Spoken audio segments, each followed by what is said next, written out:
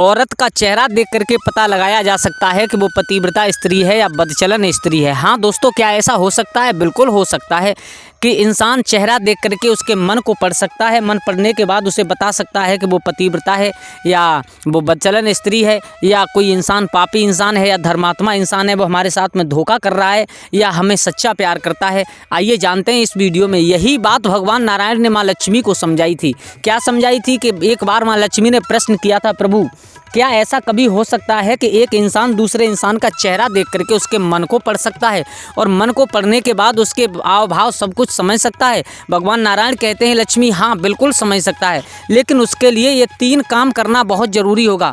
कौन से 3 काम हैं? साधारण से 3 काम है। भगवान नारायण माँ लक्ष्मी को समझाते हैं, लक्ष्मी वो 3 काम हम आपको बताते हैं एक कहानी के माध्यम से, लेकिन आपसे निवेदन है कि कहानी को पूरा ज़रूर सुनिएगा, तभी कोई बात समझ में आएगी। माँ लक्ष्मी कहती हैं, प्रभु ज़रूर सुनाइएगा, मैं आज ज़रूर सुनूंगी इस कहानी को कैसे एक दूसरे का चेहरा देख करके मन पढ़ा जा सकता है। भगवान नारायण समझाते हैं, लक्ष्मी सुनिएगा। किसी गांव में 2 गरीब किसान भाई रहा करते थे। दोनों किसान थे, लेकिन उसमें जो बड़ा भाई था वो अंधा था जन्म से, लेकिन जो छोटा भाई था वो हष्ट पुष्ट था। वो खेतों में काम किया करता था, अपने खेतों में फसल उगाता था, पैदावारी करता था। लेकिन कारण एक था कि वो अकेला भाई था। ये बड़ा भाई तो अंधा था, तो छोटा भाई फसल पैदा करता, लेकिन फसल जैसे जैसे बड़ी हो जाती उसके जो जंगली जानवर थे उसकी फसल को बर्बाद कर देते थे। लेकिन वो बेचारा बाहर काम करने के लिए चला जाया करता था। एक दिन छोटे भाई के दिमाग में विचार आया, क्यों ना मैं अपने बड़े भैया को खेत पर बैठा दूँ, जिससे वो जंगली जानवरों को डरा करके भगाते रहेंगे, हमारी फसल बच जाएगी। लेकिन फिर दिमाग में विचार आया कि मेरे बड़े भैया तो अंधे हैं और अंधे भाई कैसे देख सकते हैं कि कौन आया है खेत में। फिर सोचने लगा है कि चलो कोई बात नहीं है, देख नहीं पाएंगे तो उनकी आवाज़ सुन करके तो ज़रूर उन्हें भगा देंगे। अपने भाई से जा कर के कहा, भैया आप यहाँ घर पर रहते हो, वैसे मुझे कहने में अच्छा तो नहीं लग रहा है, लेकिन मैं आपसे एक बात कहना चाहता हूँ। अंधा भाई कहने लगा, कहो भाई क्या कहना चाहते हो तुम? बोले, भैया आप हमारे साथ खेत पर चलिएगा, वहाँ पर आप बैठ जाना और अगर कोई जंगली जानवर खेत में आए तो उनके आवाज़ सुन करके और हल्ला मचा करके, शोर मचा करके और डरा करके उन्हें भगा दीजिएगा, जिससे हमारी फसल बच जाएगी। अंधे भाई ने कहा, ठीक है, बहुत सुंदर बात है, हमें आप ले चलिए, खेत तक छोड़ आइए, हम वहीं पर बैठे रहेंगे, वहीं पर हमें खाना पीना पहुँचाते रहना। बोले ठीक है। मेरे भैया खेत पर एक झोंपड़ी बनाई गई और उस झोंपड़ी में वो अंधा भाई बैठा है, और जैसे ही कोई जानवर आता है, कानों में आवाज़ पड़ती है तो वो हल्ला करके भगा देता है। लेकिन एक दिन क्या हुआ कि एक राजा और एक हिरन का पीछा करता हुआ दौड़ता हुआ चला आ रहा है, और उसी किसान के खेत से होकर के वो हिरन दौड़ा है। थोड़ी देर बाद वो हिरन तो निकल गया, थोड़ी देर बाद घोड़ा पर सवार होकर के उसी नगर का राजा आ जाता है। वो राजा अंधे व्यक्ति को देख करके कहता है, भैया क्या तुमने यहाँ से जाते हुए किसी हिरन को देखा है? वो अंधा व्यक्ति कहने लगा, राजन हम तुम्हें बता तो देंगे वो हिरन कहाँ गया है, और हम ये भी बताते हैं कि वो हिरन पूर्व दिशा में गया है, लेकिन महाराज आप यहाँ से वापस हो जाइए, वैसे मुझे दिखाई नहीं देता है बिल्कुल भी। लेकिन एक बात सच बताऊं कि वो हिरन आप उसे मार नहीं सकते, आपके मारने योग्य हिरन नहीं है। वैसे जीव हत्या करना पाप होता है, लेकिन फिर भी राजा महाराजा हिरनों का और शिकार करते हैं, लेकिन उससे भी ज़्यादा है कि वो हिरन आपके मारने लायक नहीं है। राजा कहने लगा, एक तो तुम जो कह रहे हो कि अंधे व्यक्ति हो, वो ऊपर से कह रहे हो कि वो तुम्हारे मारने लायक नहीं है। क्यों नहीं है मारने लायक? तो उसने कहा, महाराज सुनिए, वो एक हिरन नहीं था। बोले फिर? वो एक हिरनी थी। क्या? बोले हाँ, और वो भी गर्भवती हिरनी थी। राजा के दिमाग में शंका हो गई, बोले ये अंधा व्यक्ति और इसे कैसे मालूम कि वो एक हिरनी है, और उसके बाद में ये भी उसे मालूम है कि ये हिरनी गर्भवती है। तो राजा महाराजाओं का ये काम नहीं होता कि किसी भी गर्भवती हिरनी का शिकार करें, इसलिए आप वापस चले जाइए। राजा पास में आ गया और पास में आकर के बोला है, क्यों भैया आप सच में अंधे हो? बोले हाँ मैं सच में अंधा हूँ और जन्म से अंधा हूँ। तो आपको कैसे मालूम कि वो हिरनी थी, और उसके बाद में आपको ये कैसे मालूम कि वो गर्भवती थी? बोले महाराज मैं किसी को भी चाहे कुछ बता सकता हूँ, मैं बताता हूँ आपको मुझे कैसे मालूम पड़ा कि वो गर्भवती हिरनी थी। सुनिए, आप जो हमारे खेत की मेड़ देख रहे हैं, बोले हाँ ये ज़्यादा ऊँची नहीं है। बोले सही है। बोले इसके ऊपर जो 4 दीवारी लगी हुई है, बोले हाँ, जिससे रस्सी बंधी हुई है, बोले हाँ, कि ये भी ज़्यादा ऊंची नहीं है। बोले सही है। कि अगर हिरन चाहे तो इसे कूद करके पार हो सकता है। बोले हाँ सही बात है। लेकिन मैंने सुना क्या कि वो हिरनी दौड़ करके गई तो वो इन रस्सियों को तोड़ करके दौड़ी है, न कि इनके ऊपर से कूदी हो। और इसका मतलब एक ही हो सकता है कि वो हिरनी गर्भवती थी। अगर वो इन रस्सियों को कूदती तो उसके गर्भ में पलने वाले बच्चे को खतरा था, इसलिए उस हिरनी ने और उसे रस्सियों को तोड़ना उचित समझा, बल्कि उन्हें कूदना उचित नहीं समझा। आहा, राजा के दिमाग में बात पहुँच गई। बोले वाह कितनी सुंदर बात कही है तुमने। अच्छा एक काम कीजिए, आप हमारे साथ हमारे घर चलिए। क्या? बोले हाँ। जितनी भी तुम्हारे खेत में फसल होगी उतना हम तुम्हें अनाज देंगे, इसकी आप रखवारी ना करो, जंगली जानवर खा रहे हैं तो उन्हें खाने दो, लेकिन आप हमारे साथ चलिए। राजा उस अंधे व्यक्ति को लेकर के अपने दरबार में पहुंच जाता है।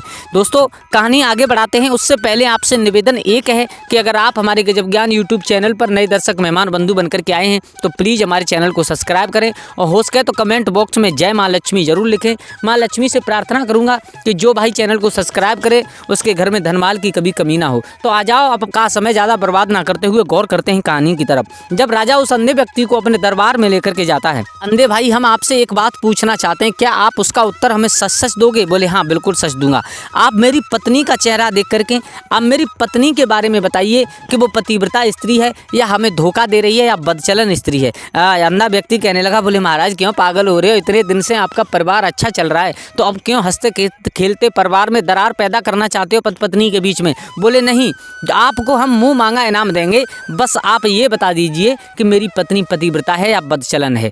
उस अंधे व्यक्ति ने कहा महाराज मैं बता तो दूंगा, लेकिन उसके लिए आपको मेरी एक शर्त माननी पड़ेगी। बोले क्या? कि आप अपनी पत्नी को और मुझे एक अकेले बंद कमरे में बंद कर दीजिएगा, एक कमरे में। राजा को बहुत क्रोध आया।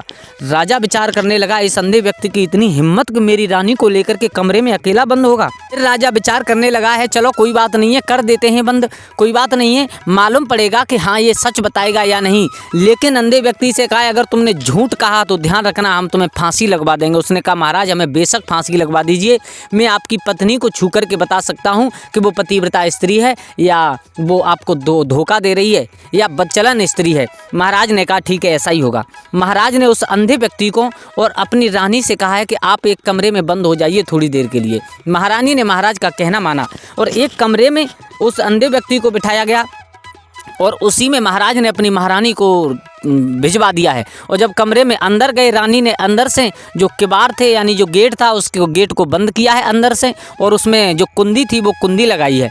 अब उसके बाद में उस अंधे व्यक्ति ने कहा महारानी आप आ गई? बोले हाँ आ गई। बोले हाँ अब मैं सुनिएगा, मैं आपके महाराज ने ये जांच करवाई है तो मैं जांच करके आपको बताऊंगा कि आप पतिव्रता हो या बदचलन स्त्री हो। रानी घबरा गई। रानी ने विचार किया अब मेरा धर्म कैसे बचेगा, अब मैं क्या करूं क्या नहीं करूं।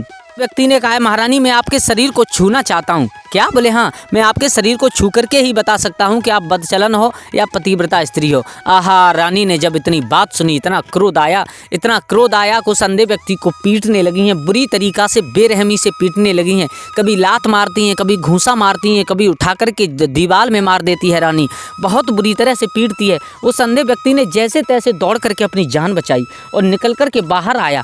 आकर के राजा से कहा महाराज आप पूछना चाहते हो कि आपकी रानी कैसी है? बोले हाँ आपकी रानी बदचलन है, वो आपको धोखा दे रही है, वो आपके विश्वास करने लायक नहीं है। राजा को बहुत भारी क्रोध आया और क्रोध में आकर के तलवार उठाई और तलवार उठा करके सीधे अपनी पत्नी के पास में पहुंच जाता है और पत्नी से कहा है रानी सुन, आज तुझे सच सच बताना पड़ेगा जो मैं पूछ रहा हूँ। अगर तू झूठ बोली तो आज मैं तेरा शरीर से सर अलग कर दूंगा, धड़ से तेरा शीश काट दूंगा। रानी ने कहा महाराज पूछो क्या पूछना चाहते हो। बोले ये बताओ क्या तुम हकीकत में विश्वास करने योग्य स्त्री नहीं हो। उस रानी ने कहा महाराज चाहे अब मुझे आप मार देना चाहे आप मुझे छोड़ देना, मैं हकीकत में विश्वास करने लायक स्त्री नहीं हूँ। महाराज ने इतनी बात सुनी एकदम से वहाँ से चले आते हैं और आकर के उस अंधे व्यक्ति से कहा है अंधे भैया आपने जो कहा वो बात बिल्कुल सच है, लेकिन आप हमें ये बताइए कि आपने पता कैसे लगाया कि वो स्त्री हमारी पत्नी और विश्वास करने लायक नहीं है। तो वो अंधा व्यक्ति हंसने लगा है। बोले महाराज सीधी सी बात है, छोटी सी बात है, इसे आप समझ लीजिएगा। क्या बात है वो छोटी सी? बोले वो छोटी सी बात ये है कि अगर आपकी पत्नी पतिव्रता होती, अगर आपकी पत्नी धर्मात्मा होती, पति से प्यार करने वाली पतिव्रता स्त्री होती, तो जब मैंने उनसे कहा था कि मैं आपके शरीर को छूना चाहता हूँ तभी उसी समय उनको इतना क्रोध आया महारानी को कि वो मुझे अपने हाथों से पीटने लगी, कभी लातों से पीटने लगी, उठा करके मुझे दीवार में मार देती थी। अगर वो पतिव्रता स्त्री होती थी तो वो 17 बार विचार करती कि मैं पराये मर्द को अपने हाथों से कैसे छू लूँ, पराये मर्द को अपने हाथों से कैसे छूँ। और सबसे पहली बात तो ये थी कि पतिव्रता स्त्री होती तो चाहे वो मर जाती कभी भी अकेले कमरे में मेरे साथ जाने के लिए तैयार नहीं होती। राजा ने कहा बहुत सुंदर बात बताई है तुमने, लेकिन आपसे एक प्रश्न और है। बोले क्या आप मुझे ये बता सकते हो कि मैं अपने पिता की ही संतान हूँ। आहा, अंधा व्यक्ति कहने लगा बोले महाराज तुम पागल हो गए हो बिल्कुल हैं, आप हमारे राज्य के राजा हो और आपके पिता का नाम ये है और आपके पीछे बल्दियत भी वही लगी हुई है, तो फिर क्यों अपनी हंसी खेलती ज़िंदगी को बर्बाद करना चाहते हो? क्यों ऐसी बातें पूछते हो हमसे? बोले नहीं, अब तो चाहे कुछ हो, आप हमें ये बताओ कि मैं अपने पिता की संतान हूँ या नहीं हूँ। उस अंधे व्यक्ति ने कहा महाराज बता तो दूंगा, लेकिन उसके लिए आपको एक काम करना पड़ेगा। क्या काम करना पड़ेगा? तो वो राजा कहने लगे हैं क्या अपनी माँ को मैं बुलाऊं? बोले नहीं, माँ को बुलाने की ज़रूरत नहीं है, इस बात को तो मैं अपने आप ही बता दूंगा। दोस्तों, उस अंधे व्यक्ति ने महाराज को बात बताई है। उससे पहले आपसे निवेदन करूंगा, कमेंट बॉक्स में अगर जय माँ लक्ष्मी नहीं लिखा तो एक बार जय माँ लक्ष्मी जरूर लिख दीजिएगा। माँ लक्ष्मी आपके परिवार के ऊपर हमेशा कृपा दृष्टि बरसाती रहेगी। भगवान नारायण समझाते हैं लक्ष्मी सुनो।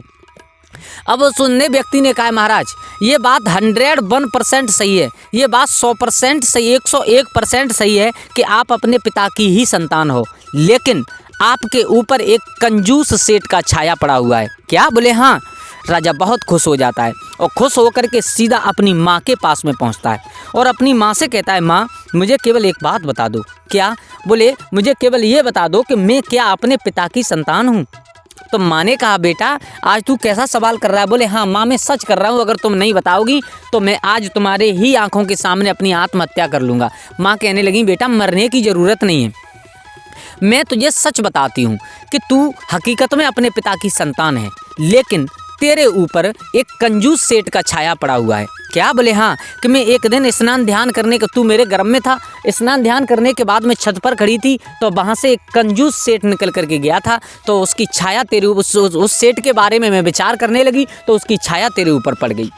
वो राजा इतना खुश हुआ, खुश होकर के दौड़ता हुआ उस अंधे व्यक्ति के पास में आया और अंधे व्यक्ति से कहने लगा भैया बात बिल्कुल सच है, बात आपकी बिल्कुल सच है कि मैं अपने ही पिता की संतान हूँ, लेकिन मेरे ऊपर ये जो कंजूस सेठ का छाया है ये आपको पता कैसे चला, ये मुझे ये बताओ। वो अंधा व्यक्ति कहने लगा राजन सीधी सी बात है, बिल्कुल सीधी सी बात है। क्या? कि आप हमारे महाराज के ही पुत्र हो और आप छाया की बात कर रहे हो, तो वो मुझे ऐसे मालूम पड़ी कि मैंने आपके इतने प्रश्नों के उत्तर दे दिए, मैंने आपको बार बार संतुष्ट कर दिया, लेकिन आपने मुझे एक धेला की इनाम भी नहीं दी, आपने मुझे एक धेला की इनाम भी नहीं दी। इससे मुझे मालूम पड़ता है कि आप राजा तो हो, सच्चे राजा हो, लेकिन आप कंजूस बहुत हो।